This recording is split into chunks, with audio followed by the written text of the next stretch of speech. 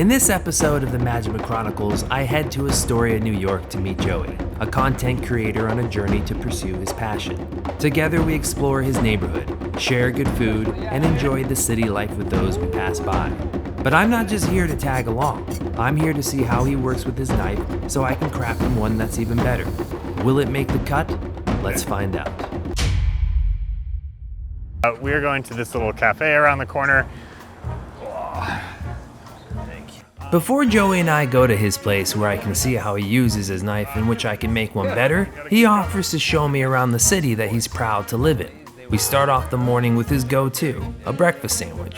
Kaiser roll, egg and cheese, bacon, and jalapenos. Astoria feels a little more neighborhoody. It's not like we're in Manhattan and Sex and the City land. Like it's you can come home to Astoria. Prior to going full-time as a content creator, Joey worked in film. He is a big foodie and shares his work in a unique style. You recently became a full-time artist. What led you to that point? I mean, honestly, I was just kind of like tired of the full-time corporate world. From working in the film industry and now being a content creator for food, you have chef-level experience. Like the food that you're sharing is very impressive. Not only, and I'm gonna give you dibs on this, your lighting is beautiful. It's very comforting to watch your thank videos. you. No, really. Thank you. No, I really do appreciate it. No, it really is. How did you learn how to cook at like a chef-level status? I think it's probably mostly personality type. Sure. So I grew up in restaurants. Okay. My dad ran restaurants growing up. Oh. So we didn't own him. He was a manager, and he was a manager at this restaurant. That was a restaurant that was then open till 6 a.m. and became a nightclub. Oh, wow. So they had like early bird specials on the one, and then like super late night special on the other end. If you're gonna make your passion into work, be kind to yourself and like try and be realistic and try and like not make it so that you think that you're a failure because it didn't work in this idealized way that you thought it was going to be. That's pretty well thought out, man. I mean, it's what I'm going through right now. I was gonna say, did I send you this question? That was such a good answer, man. No, it's literally what I'm going through right now because like, you know, honestly, like I'm making probably about like 30% of the money that I made with my full-time job. So it's always like, who knows where things are gonna lead you. I think that's the other part of it is like, everything is gonna pass. Yeah. So like, nothing's permanent. Nothing's permanent. Yeah. It might seem terrible this year. It might seem like, oh, I just said I'm like making significantly less than I was in my current job, but in a couple years from now, my life is gonna be completely different than this. All right, so this is the United Brothers Fruit Market, which has been here since I moved to New York and is open 24/7. A little Serrano, couple lemons. You look like a director. It's the hat and the glasses, right? The jacket. Yeah, and Astoria is known for the great community, European community. You know, it's a big community of mixed culture. What's the show actually? It's not a show you want to watch. It's boring. It's a great show. He's a knife maker. He makes really, really beautiful knives. Like even this neighborhood, you've got Greeks, Russian, you got a ton of Balkan communities. You've got like Serbian and Croatian and Bosnian. You've got Brazilian and a huge Colombian community. And you've got a Korean community and a Japanese community and a Thai community here and Russian and Greek and all these classic Astoria communities. So you just have all of this stuff that's around you. And so you start, you know, when I moved up to New York, I was always an adventurous eater, but there wasn't always adventurous food around. Right. But in New York, there is always adventurous food. I wanted some fish for a ceviche, so I was looking for like a grouper or like a sea bass. What do you have that's freshest that you recommend? Okay, nice. Yeah, I'll take one of those, please. How many pounds is that? 2, I'm guessing, I had to guess. I like guessing on the scale.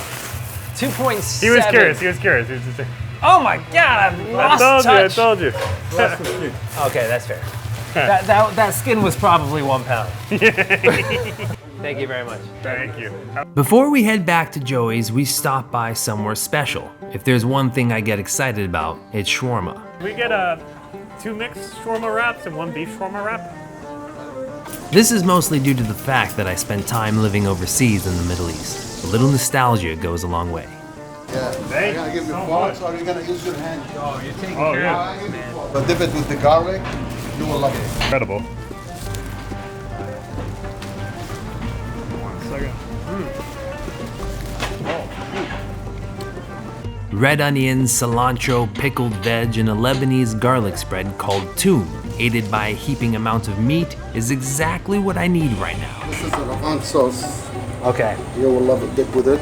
It's like mild spicy, mayonnaise and some like things we Special, do. yeah, there you go. It's so good.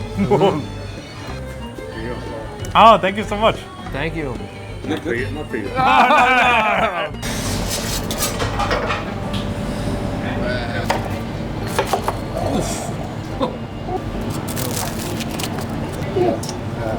Beautiful. We have one last stop to get the final ingredient for Joey's recipe: some bread, coffee, and a few pastries. During this whole experience, I was genuinely taken back by how amazing the people of Astoria were. Kind in an unfiltered way, and equally as generous. Nice. Thank you, thank you.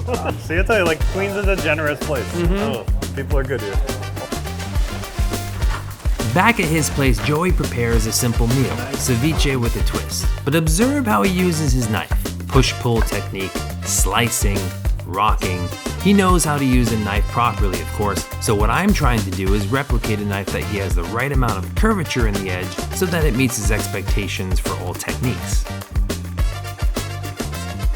With our last meal in hand, it is now time to show you how I make him his knife. Looking back at his knives, they all have similar attributes. The handles are light schemed, the blades to which he gravitates to are like santokus, so I'm going to start off using black and white ebony for the handle to pair with the steel that I picked out for it. I have a milled copper bolster here in which I'm going to drill some additional holes for hidden pins. Lesson learned from the prior episode.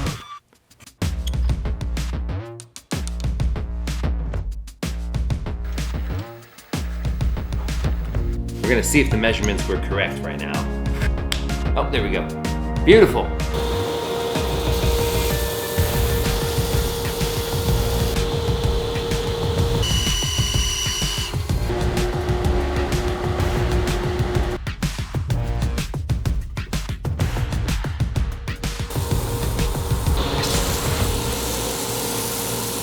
So we have roughly sanded everything. Now we're going to put everything together with epoxy and then finish it after it's all set and cured.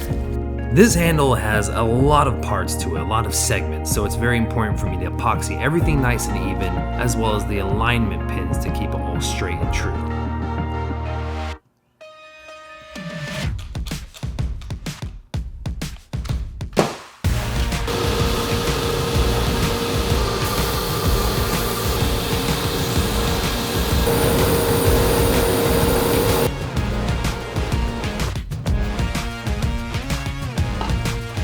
Let's see how this looks. The finishing touch, a food-safe hardened coat to make sure moisture doesn't penetrate. I'm gonna make Joey a katana. No, I'm not. This steel is made and imported from Japan. It's called Yushoku Vtoku II. I made 2 cleavers out of this steel in a former episode, and I just love this steel. If I grind this knife, there's no movement in it, it's just lines, so we gotta do some cold forging. We're gonna cut up the steel, and then we're gonna go to the press.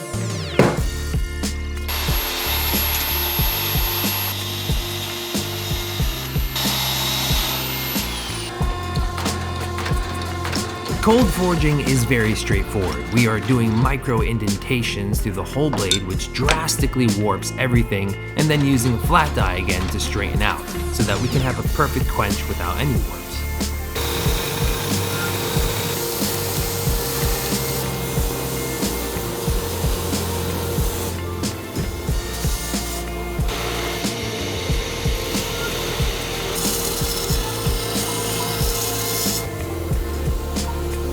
The bevels are set, and now it is time to heat treat to harden the blade.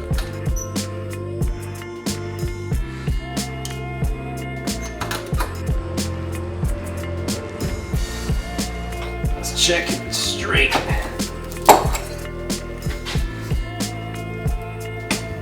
Beautiful.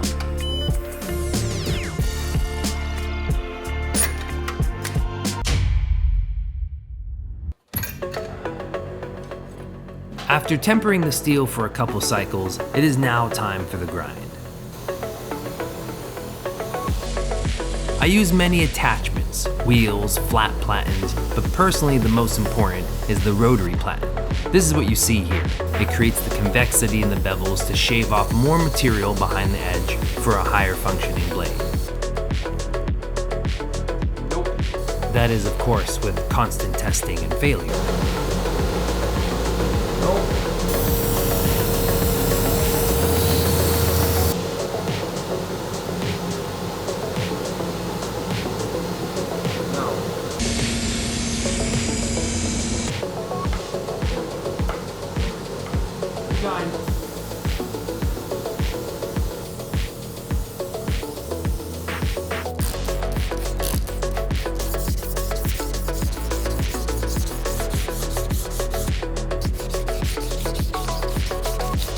Okay, so I have conditioned the primary bevel to about 1000 grit.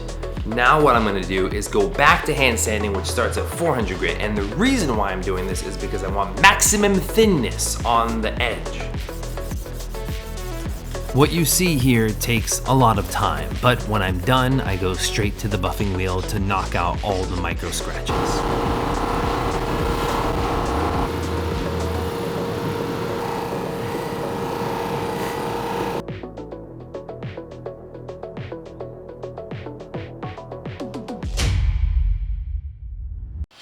Man, just these pieces together just look so nice. I'm looking forward to this one. This wood is a match cut, meaning that both pieces are from one block, ensuring that it doesn't look out of place and there is a connection between both sides.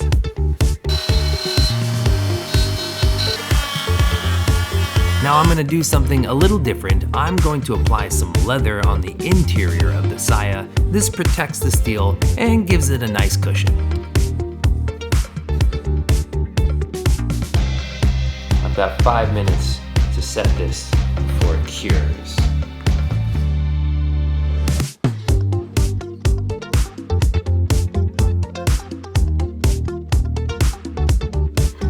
Good.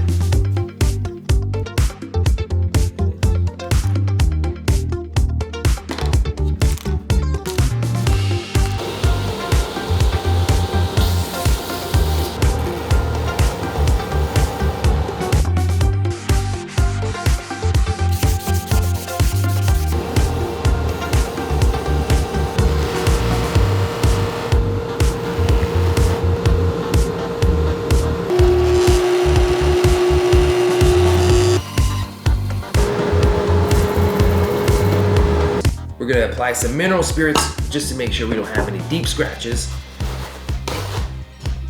And also kind of get a taste for how it's gonna look after we put on the coat.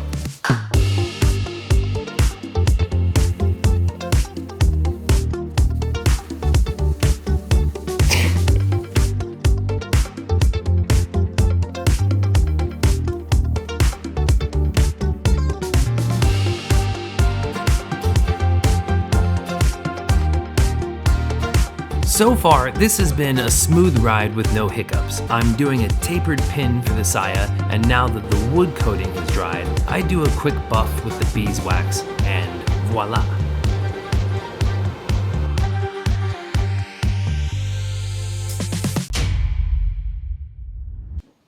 Okay, so we have grapes, daikon radish, and carrots. 3 things to tell us if this knife is worthy. Dummy handles? Let's go for a grape.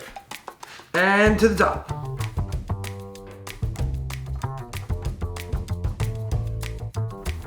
I can do this all day.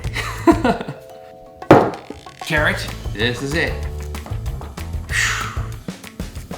I mean,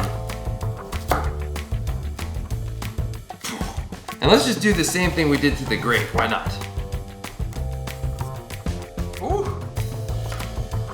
I'm happy. Daikon radish. Oh, that was nothing. Oh.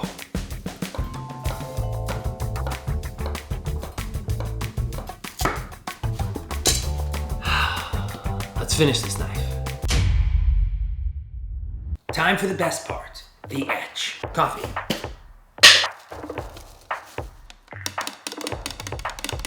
Dip.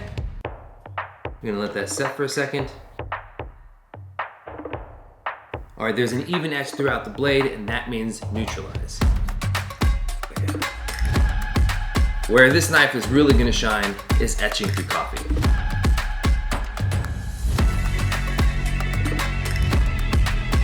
All right, I have left the knife in the coffee overnight. Let's take a look.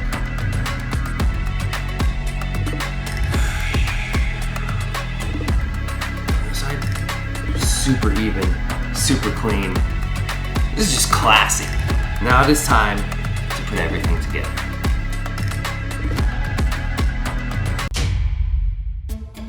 While making this knife, I really thought Joey and I have a lot of common ground. We're both parents, we're trying to provide for ourselves and our family, probably just like you. And we both have this passion trying to navigate what's next. What is the next chapter and how do we get there? So this is a pretty special moment. Obviously for me, my passion is I'm just trying to figure out if this matters, if this makes a difference. All right, so let's just take a quick glance on how this looks. As far as the handle and tang, it hasn't been glued, so I'm gonna hold it together, but here's a quick glance. Look at that. Black and white ebony, man, just so elegant. Regardless if he likes this knife or not, he's just such a good guy that I'm really happy that I have the opportunity to give this to him. I'm hoping that when he first uses the knife, he will probably think, really cut! This is the moment where Joey gets to see the knife for the first time. Time to jump. Are you excited? Yeah. I'm nervous, but if you're excited, I'm excited. happy. All right, Let's do it. Do it, do it. Okay. Whoa, that is pretty sweet. I've never had a knife with a custom style like that. Oh my Yeah. God, that wood is beautiful. Wow, dude, this is beautiful. You like it? I love it. But now the true test is, feel it cut. Feel it cut. Ooh, that went through like nothing. Like butter. While the focus was to meet Joey, make him a knife, and learn who he is and what he does, something else unveils itself during my time with him. Probably like the nicest cutting experience I've had. I That's mean, it, honestly, man. like I've used a lot of Wow, knives. and that's a- It's just like it's so sharp and the grind is so nice. Everything just kind of falls off of it. It's just like cutting into air. Behind the faces of the diverse people of Astoria, a generosity reveals itself through passerbys or in a shared meal carved from their rooted culture.